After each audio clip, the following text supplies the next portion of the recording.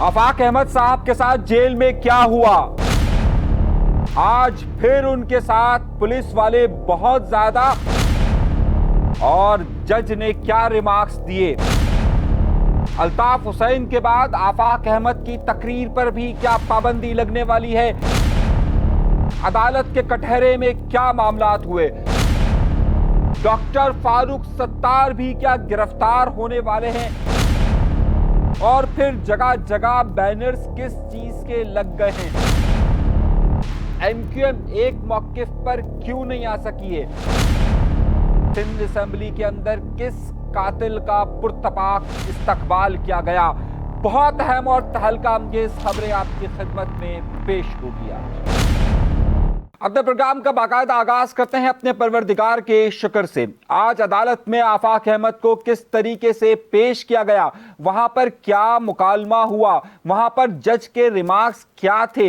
अदालत के बाहर यानी कि जेल के बाहर आफाक अहमद के कारकुनान की कितनी तादाद मौजूद थी। आज शहर में बैनर्स किस तरीके से आवेजा किए गए और कहां कहां पर बैनर्स लगे और उसके फुटेजेस हमारे पास कहां कहां से आए। और फिर उससे बढ़कर ये कि आज नहीं बल्कि कुछ दिन पहले सिंध असेंबली के अंदर उस कातिल का इस्तकबाल पुरतपाक अंदाज से किया गया। तमाम असेंबली के अराकीन ने डेस्क बजाए, उसमें एमक्यूएम के अराकीन भी शामिल थे। और फिर क्या यह बात हकीकत है कि डॉक्टर फारूक सत्तार की भी गिरफ्तारी सामने रखी गई है। इसके पस मंजर में कौन कौन से हकाइक हैं, ये सब आज आपकी खिदमत में पेश करना है।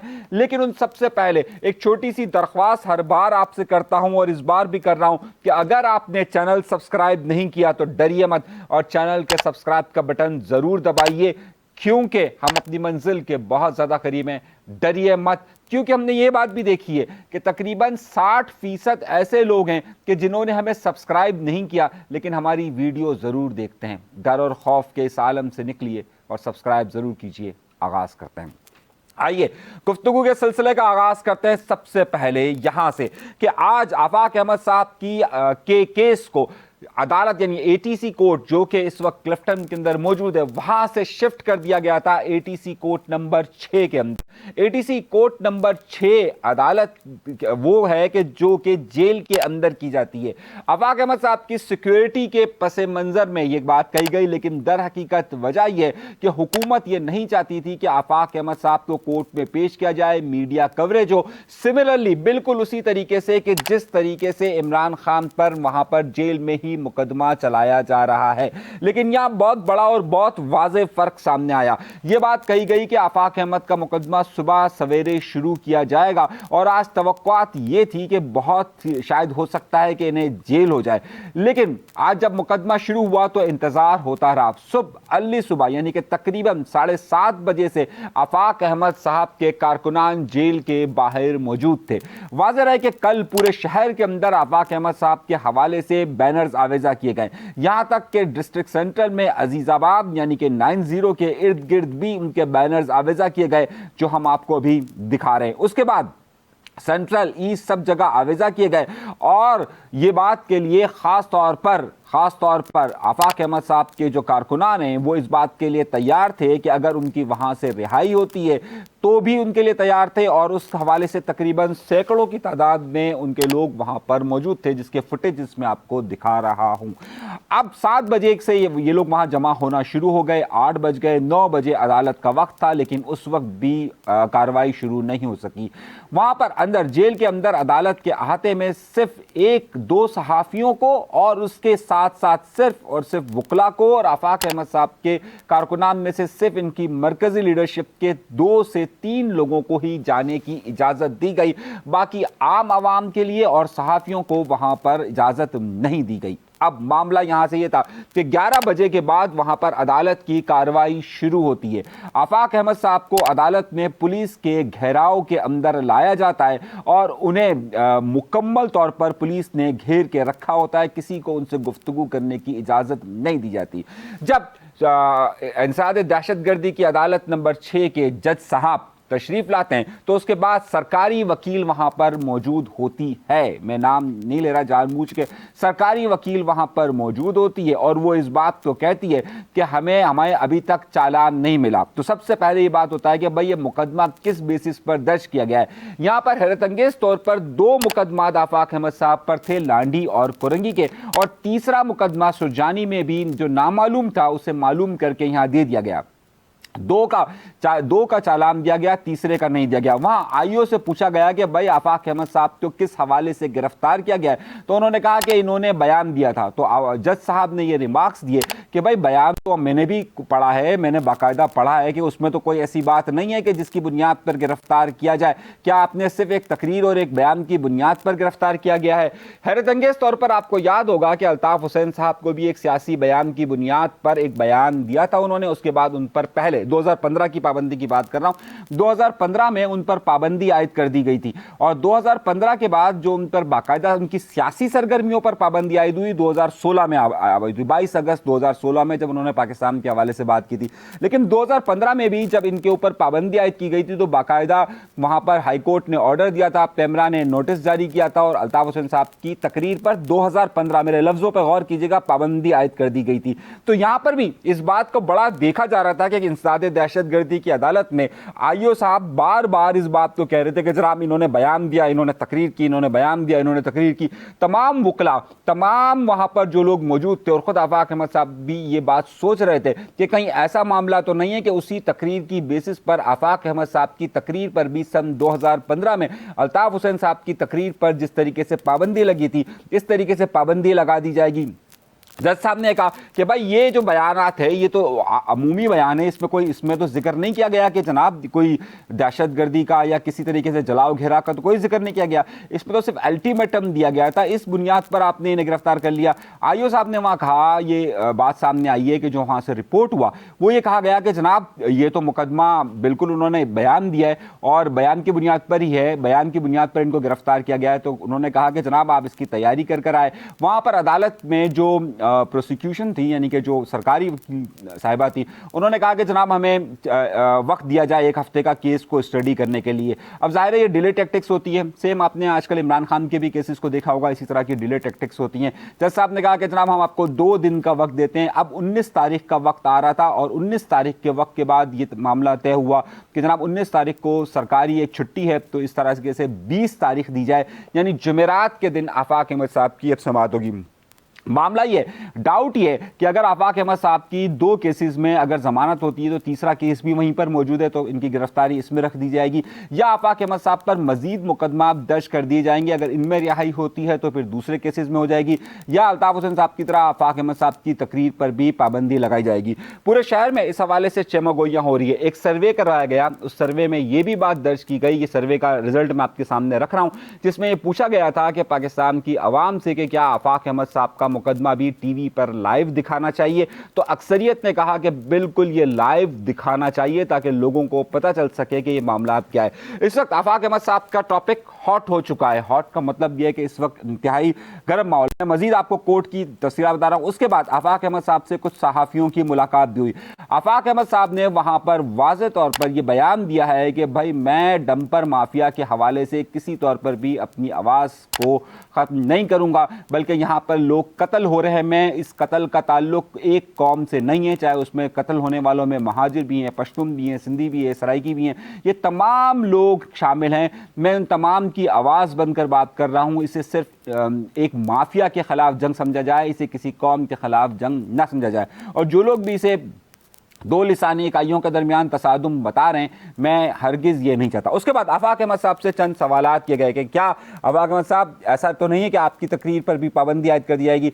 उन्होंने कहा कि जनाब कोई भी तकरीर पर मेरी पाबंदी आयद कर दी जाए, लेकिन मैं अपनी जद्दोजहद से किसी तौर पर भी पीछे नहीं हटूंगा। फिर उनसे पूछा गया कि जनाब ये मुख्तलिफ सियासी जमातें इस वक्त आपके हवाले से बयानात जारी कर रही हैं, आपकी रिहाई के लिए बयानात जारी कर रही हैं। तो आफाक अहमद साहब ने कहा कि भाई हम ये रिहाई से बढ़कर ये मामला है कि इस वक्त इस तमाम सियासी जमातें इस एक नुक्ते पर जमा हो सके, जो कि ये बात चाहती है कि इस शहर में कत्ल गारतगरी बंद हो, डंपर माफिया की या ये हेवी ट्रैफिक की जो कत्ल हो रहे हैं ये बंद हो, स्ट्रीट क्राइम बंद हो। उन तमाम सियासी जमातों को एक साथ होकर स्ट्रगल करने की ज़रूरत है। जहां ये रिहाई की बात है, वहीं पर हम ये चाहते हैं कि तमाम सियासी जमातें मिलकर उसके लिए जद्दोजहद का आगाज़ करें और तमाम लोग एक प्लेटफार्म पर जमा हो जाए। उन्होंने कहा इस हवाले से हमने APC भी पहले के इलेक्ट्रिक के मामले पर बुलाई थी, हम दोबारा से तमाम सियासी जमातों को दावत देते हैं कि एक होकर इनके खिलाफ बात करें और इसे लिसानी मामला ना बनाने दिया जाए। उसके बाद उन्होंने कहा कि जनाब क्या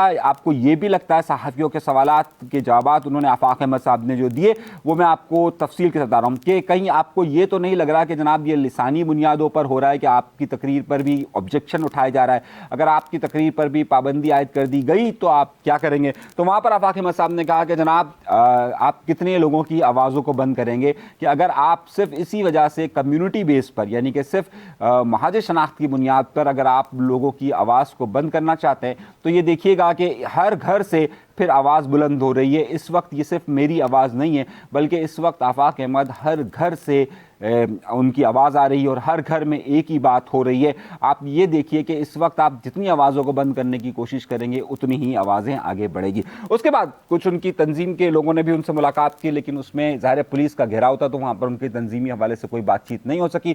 और फिर आफाक अहमद साहब को के एक और मुतालबा भी था कि जनाब इन्हें आम कैदियों के साथ रखा गया है, कम अज़ कम एक सियासी कैदी में और एक आम कैदी में एक फ़र्क रखा जाए, लेकिन बहरहाल उनको ये कहा गया कि B क्लास उनको दी जाए। और जो मुलाकातों पर पाबंदी आयद है आफाक अहमद साहब की, क्योंकि मुलाकातों पर पाबंदी है, पिछले एक हफ़्ते के दौरान 1 हफ़्ते से केस चल रहा है, अब तक चालान पेश नहीं किया गया, उनसे मुलाकातियों पर पाबंदी आयद है, तो उस पाबंदी को ख़त्म किया जाए। जज साहब ने कहा कि जनाब मुलाकातों पर पाबंदी ख़त्म की जाए और उनको मिलने की इजाज़त दी जाए। ये पूरे मुकदमे के दौरान हुआ है। अब उसके साथ साथ जो पैरेलल स्टोरी, जो साथ साथ कहानियाँ चलती रही, वो भी बहुत ज़्यादा दिलचस्प और बहुत ज़्यादा अहम है। वो तमाम कहानियाँ मैं आपको बताऊँगा।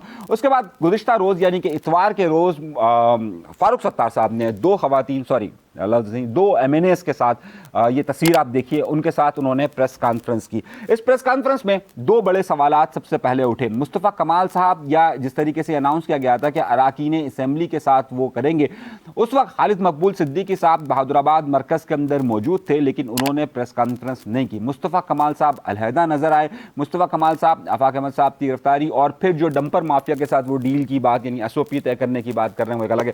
हैरत अंगेज तौर पर दो MQM ने मुकम्मल तौर पर समझ में नहीं आया कि ये press conference doctor Farooq Sattar साहब की थी या फिर ये प्रेस कॉन्फ्रेंस MQM की थी, क्योंकि दोनों अलग अलग जगह से बयानात आ रहे हैं और इसमें MQM यकजा होकर एक जगह पर नजर नहीं आई है। दूसरी, अराकीन असेंबली का जो वहाँ पर मामला हुआ, उसमें भी आपने ये बात देखी होगी कि वहाँ पर MQM के लोग मौजूद थे, लेकिन वो जो PSP वाला फैक्टर जो है वो उसमें मौजूद नहीं था। लेकिन फारूक सत्तार साहब के साथ वहाँ पर जो दो खवातीन मौजूद थी, एक का ताल्लुक जो है वो साबिक़ा PSP के साथ, यानी कि बड़ा रहा है आसिया साहिबा का। आसिया साहिबा का तो वैसे बहुत सारी कहानियाँ, खैर उस पर बाद में बात करूँगा। लेकिन नुक्ता यहाँ पर यह आया कि डॉक्टर फारूक सत्तार साहब ने वहाँ पर यह कहा कि जनाब अगर गिरफ्तार करना है तो हमें भी गिरफ्तार कर लिया जाए। तो क्या डॉक्टर फारूक सत्तार साहब की गिरफ्तारी हो सकती है या नहीं हो सकती है? उस पर जो है वो एक MQM के ही एक ज़राए ने मुझे, मतलब लंदन आप समझ लीजिए या पाकिस्तान समझ लीजिए, कुछ भी कहे, उन्होंने कहा डॉक्टर फारूक सत्तार साहब को अगर तकरीर पर ही स्टैंड लेना था तो अगर वो तकरीर पर 22 अगस्त 2016 की तकरीर पर स्टैंड लेकर जेल चले जाते तो शायद आज ये नौबत ना आती। उधर से उनका एक जवाब आया। उन्होंने कहा कि अभी भी वो ये बयान दे रहे हैं, लेकिन ज़ाहिर है उनकी गिरफ्तारी नहीं होगी, और ये गिरफ्तारी का मामला अगर तकारीर पर ही अगर पाबंदी लगानी है तो ऐसी बेतहाशा तकारीरें मौजूद हैं कि जिस पर पाबंदी लग सकती है। दर हकीकत आफाक अहमद साहब के मामलात इस वक्त ज़्यादा अच्छे नहीं हैं मुख्तलिफ जगहों पर, आप समझ सकते हैं ना तलका तौर पर। खैर, तो क्या आफाक इस तरीके से MQM से भी कोई गिरफ्तारी हो सकती है? जिस तरीके से डॉक्टर फारूक सत्तार साहब ने गिरफ्तारी का कहा कि जनाब उन्हें गिरफ्तार कर लिया जाए, तो क्या गिरफ्तारी हो सकती है? जी नहीं, डॉक्टर फारूक सत्तार साहब की इस वक्त गिरफ्तारी के कोई इम्कानात नहीं है। एक तो ये बात वाज़े तौर पर नहीं हो सकी कि MQM ने ही ये मामलात किए, यानी MQM कि अगर ये इख्तलाफात इसमें वाज़े तौर पर नज़र आए, फारूक सत्तार साहब अलग नज़र आए, मुस्तफ़ा कमाल साहब अलग नज़र आए, और फारूक सत्तार साहब की गिरफ्तारी की बात नहीं होती। हमने एक जादूगरनी दौड़ाई और हमने एक जादूगरनी दौड़ाई। हमने कहा कि हमारे पास अनऑफिशियल ये बात है कि एमक्यूएम पाकिस्तान के कई रहनुमाओं ने ज़ाती बुनियाद पर आफाक अहमद साहब से मिलने या उनकी जमात से रब्ता किया है, लेकिन क्या एमक्यूएम ने किसी तौर पर भी महाजिर कौमी मूवमेंट की मौजूदा क़यादत से क्या रब्ता किया है बाकायदा एमक्यूएम के तौर पर? तो हमें ये बात नज़र आई है कि चाहे वो मुस्तफ़ा कमाल साहब हो, चाहे वो डॉक्टर फारूक सत्तार साहब के अलग अलग फ्रिक्शंस हों, या चाहे एमक्यूएम हो, इनकी तरफ से बाकायदा महाजिर कौमी मूवमेंट की क़यादत से कोई रब्ता नहीं किया गया। यानी कि ये सिर्फ और सिर्फ टीवी तशहीर या टीवी के बयानात तक की हद तक है, लेकिन बाकायदा इनसे कोई रब्ता नहीं किया गया है तंजीम की बुनियाद पर या ज़ाती बुनियाद पर। मुलाकात एक अलग बात है, लेकिन जिसे आप कहा जा सकता है कि ज़ाती बुनियाद पर या तंजीमी बुनियाद पर कोई ऐसा बाज़ाब्ता रब्ता हो कि जिसमें महाजिर कौमी मूवमेंट की मौजूदा वो क़यादत जो कि बाहर मौजूद है उनके साथ यकजहती के इज़हार के लिए कोई विजिट किया गया हो उनके दफ्तर का, ऐसा कुछ भी नज़र नहीं आया है। सिमिलरली इसी तरीके से बहुत सारी ऐसी जमातें भी इस हवाले से मुहिम का आगाज़ कर रही है। मेरे पास एक बड़ी तहलका अंगेज़ खबर मैं आपको दे रहा हूँ, बहुत तहलका अंगेज़ खबर दे रहा हूँ कि एक तरफ जहाँ पर अभी आजकल मरकज़ी मुस्लिम लीग जिसे कहते हैं कि आप जिसे जमातुल दावा जो साबका थी, उन्होंने मुलाकात की है डंपर एसोसिएशन से और उनको दावत दी है कि आइए आप भी हमारे साथ बैठे। लेकिन एक बड़ी एक हैरत अंगेज़ बात हुई और वो हुई है तहरीक लब्बैक पाकिस्तान की तरफ से। तहरीक लब्बैक पाकिस्तान की मेरे पास जादूगरनी बहुत बड़ी खबर लेकर आई है। मैं आपको बता रहा हूँ, तहरीक लब्बैक पाकिस्तान की जादूगरनी बहुत बहुत बहुत बड़ी खबर लेकर आई है और वो ये खबर है कि तहरीक लब्बैक पाकिस्तान भी एक्सक्लूसिवली बड़े धमाकेदार अंदाज से डंपर माफिया के खिलाफ एक मुहिम का आगाज़ करने वाली है। ये मैं आपको बहुत बहुत बहुत आपको मालूम होगा, जो मैं खबर दे रहा होता हूँ वो आगे बन रही होती है और ख़बर आगे कहाँ तक जाती है ज़हन में रखिएगा। तहरीक लब्बैक पाकिस्तान ख़ास तौर पर डंपर के हवाले से और ये जो कत्ल हो रहे हैं उसके ख़िलाफ़ एक बहुत बड़ी मुहिम का आगाज़ करने वाली है। अब ऐसा ना हो कि तहरीक लब्बैक पाकिस्तान भी गिरफ्तारियों के ज़ुमरे में आ जाए, क्योंकि तहरीक लब्बैक पाकिस्तान भी जो है वो उनके भी हालात वहाँ पर अच्छे नहीं। आप समझ रहे हैं ना जो बात मैं इशारतन आपको बताना चाह रहा हूँ, वो इशारतन आप इस बात को समझ आइए। सो ये चंद बड़ी खबरें थी आप हमारे इस हवाले से। अब इस हवाले से मज़ीद खबरें भी हम आपको देंगे। दूसरी तरफ एमक्यूएम लंदन ने अपनी एक स्कीम का आगाज़ किया हुआ है जिसके ज़रिए वो टोकन फ़ंड यानी कि ₹1 फ़ंड का आगाज़ किया हुआ है उन्होंने, वो भी वहाँ से फ़ंड अपने जनरेट करने पर और एक मुहिम का उन्होंने आगाज़ किया हुआ है। तो एक तरफ ये का खबर भी चल रही है, तीसरी तरफ जो है वो क्या इस वक्त क्या नाम है गवर्नर सिंध साहब, गवर्नर सिंध जो कामरान टेसोरी साहब हैं, हमारे हलीम का बड़ा चक्कर चल रहा है भाई। वो हलीम हमने एक प्रोग्राम किया था, हाँ वाकई में दावत दी थी और हम देखें हम एक सहाफ़ी हैं और सहाफ़ियों की दावतें चाहे वो पाकिस्तान पीपल्स पार्टी हो, एमक्यूएम हो, मजहबी जमातें हों, उनकी तरफ से मुख्तलिफ प्रोग्राम्स रखे जाते हैं और मुख्तलिफ जगहों पर सहाफ़ियों को मदऊ किया जाता है। तो हम हर जगह ही जाते हैं तो ज़ाहिर है हम हर एक की खबर देते हैं, हर एक से बात होती है हमारी। तो इस तरह की बात हुई है। तो जहाँ पर भाई अगर हलीम का हमने जिक्र किया था वहाँ हम आपको ये भी बता दें कि तहरीक लब्बैक पाकिस्तान की तरफ से भी जो है वो हमने कई बार निहारी खाई है, सही है, और जमातुल दावा की तरफ से भी खाई है। और ये सिर्फ और ख़ासतौर पर पाकिस्तान पीपल्स पार्टी के कई रहनुमा ऐसे हैं कि जिनकी तरफ से जिनकी दावतें इंडिविजुअल दावत की बात कर रहे हैं, इंडिविजुअल दावतें जो बहुत अच्छा खाना बनाते हैं और बनवाते हैं, उनके यहाँ भी हमने खाना खाया। तो वो सिर्फ उस तरह से फोकस ना करें, लेकिन वो क्योंकि उस वक्त हलीम का जिक्र ख़ास तौर पर चला था तो हलीम के हवाले से हमने गुफ्तगू की थी, बाकी उसको फोकस्ड वहीं पर रखें। अच्छा, एक और ख़बर जो है वो बड़ी अहम है कि अभी तक एमक्यूएम पाकिस्तान ने या कराची से ताल्लुक़ रखने वाले जितने भी MNAs MPAs हैं उन्होंने क्यों कर सिंध असम्बली या नेशनल असम्बली के अंदर आफाक अहमद साहब की गिरफ्तारी के हवाले से कोई करारदाद जमा नहीं करवाई है। दूसरी तरफ पाकिस्तान पीपल्स पार्टी मुसलसल आफाक अहमद साहब के हवाले से जो भी स्टेटमेंट चाहे वो एमक्यूएम दे रही है चाहे कोई भी जमात दे रही है उसे क्रिमिनल पॉइंट ऑफ व्यू से देख रही है। क्या एमक्यूएम को या इस वक्त आफाक अहमद साहब को जानबूझकर हिट करना इस वक्त पाकिस्तान पीपल्स पार्टी की पॉलिसी है? क्योंकि इसमें पाकिस्तान पीपल्स पार्टी का कोई लेना देना नहीं था, लेकिन पाकिस्तान पीपल्स पार्टी इस मामले को क्रिमिनल वे से कर रही है और बार बार ये कह रही है जराइम हुए। तो वो डंपर माफिया के हवाले से, स्ट्रीट क्राइम के हवाले से या फिर दीगर जो कानून की मामला आते हैं उस पर क्यों इस तरीके से एक्शन नहीं लेती है, जबकि आफाक अहमद साहब के पास से एक्शन ले रही है? क्या वाकई में महाजिर कौमी मूवमेंट के खिलाफ भी उसी तरीके का ऑपरेशन या उस तरीके से तकरीरों पर पाबंदी लगाने का पाकिस्तान पीपल्स पार्टी ने फैसला कर लिया जिस तरीके से अल्ताफ हुसैन साहब पर है? ये सवाल बहुत तेजी के साथ गूंज रहा है और आज जिस तरीके से अदालत में मामलात हुए हैं कि जनाब कोई भी इस शहर के हवाले से या इस सूबे के हवाले से आज़ादाना तौर पर, आज़ादाना समझ रहे हैं ना, कि किसी से कंप्रोमाइज़ ना हो, खुद से अगर बात करने की कोशिश करेगा और वो इस निज़ाम पर बात करेगा तो उसके साथ यही हाल किया जाएगा। क्या यही मामलात हैं? ये बड़ी अहम बात सामने आ रही है कि क्या 2015, मैं 2016 की बात नहीं कर रहा अल्ताफ़ हुसैन साहब की, मैं 2015 की बात कर रहा हूँ कि जब उन पर तकरीर पर पाबंदी लगी थी, कि ये बात आज बार बार अदालत के अंदर कही गई कि जनाब उन्होंने खिताब किया था, उन्होंने तकरीर की थी, उन्होंने बयान दिया था। यही फोकस्ड आज पूरा रहा है। तो क्या इस फोकस्ड को, वैसे भी हमारे यहाँ पर आप देखिए कि जो टीवी चैनल्स हैं वो आफाक अहमद साहब की खबर को वैसे नहीं चलाते, क्योंकि जाहिर सी बात है मसाइल बहुत सारे होते हैं, तो वो अब एक अलग चक्कर है। इस पर बड़ा फोकस्ड आज रहा है। अपने प्रोग्राम का अख्ताम करते हैं मज़ीद खबरों के साथ, अरमान के हवाले से और दीगर खबरों के हवाले से हम अपने अगले प्रोग्राम के अंदर आपको तफसील के साथ करेंगे। अभी अनीस मंसूरी को दीजिएगा इजाज़त। अल्लाह तबारक व तआला आप सबको खुश व खुर्रम रखे, आबाद रखे, सलामत रखे, कायम रखे। और उसके साथ साथ इफ्तार की दावत मैं आपको दूंगा, हलीम की नहीं दे सका था, लेकिन एक दावत ज़रूर दे रहा हूँ कि चैनल ज़रूर सब्सक्राइब कीजिए, सब्सक्राइब का बटन ज़रूर दबाइए ताज़ा खबरों के लिए और बिल्कुल सच बात के लिए। इजाज़त दीजिए, अल्लाह ने के बाद।